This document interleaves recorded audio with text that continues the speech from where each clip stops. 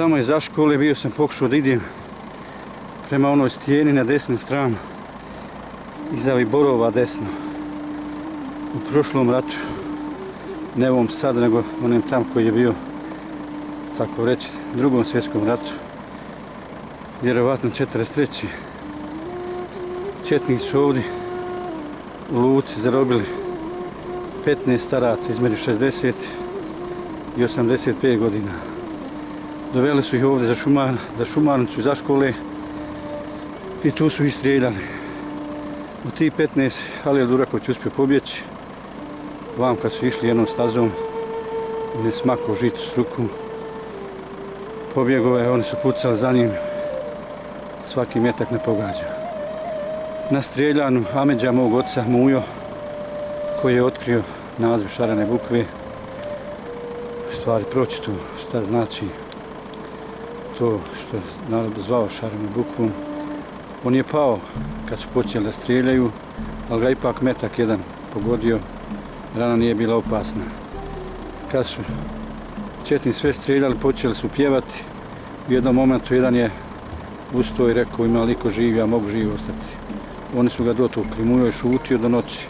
U noći je ustao i došao kući. No drugi dan su četnici došli ponovo, nekoga je prijavio i žene su dale dukate, tako da on oslužio. Umro je kasnije negdje kod Garnice, Košćeri. Dakle, u Luci čujem da se neki hoće da se pravi voda kod džamije, neki ogovaraju i onda bi se napravila ploča da se upišu svi poginuli u Mesad ratu. Nikad niko ovdje nije napravio nikakav spomenik nasramatu Lučanima. Samo jedan čovjek je napravio nišane svom nekom, da li džedu ili ocu, ne znam. Kažu da imaju jedni nišani, ostali 12 nema nikakav obilježaja. Nasramotu nam svima. Sinovi neki kažu da se ta voda ne pravi kod džamije, nemaju kud ići otpadne vode, a već ima hajr. Ja mislim Eri iz Durakovića. Mnogi kažu da se pravi ovdje, kod doma, ta voda, ta ploča i da bi svi bili kao zadovoljni da se ovdje pravi gdje je ovaj dom bio i ambulanta ovdje prije bila. Kao ovdje ima mjesta i da se obavezno napišu imena ovih ljudi koji su poginuli ovdje. Da li 41. ili 3. nije bitno, znaju ovi još stariji ljudi. Još ima ljudi koji znaju njihova imena. Malo ih ima, ali ih ima još.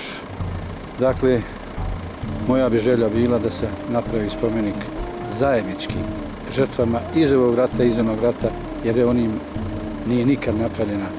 Kažu da su i četnici mučili, tjerali ih da kolaju i da pjevaju. Onda bi uzeli osekle od konopca, komad štrika, svezali gvikt od 5 kila i tako ih tukli tim gviktima. Što se nije napravio njima nikakav spomenik, ja neću da razmišljam, ali znam sigurno da nam je to sramota cijelom selu, pa bi bilo red sad bar objediniti taj spomenik za ove koji su stvarne žrtve bile sa ovim sadašnjim žrtvama.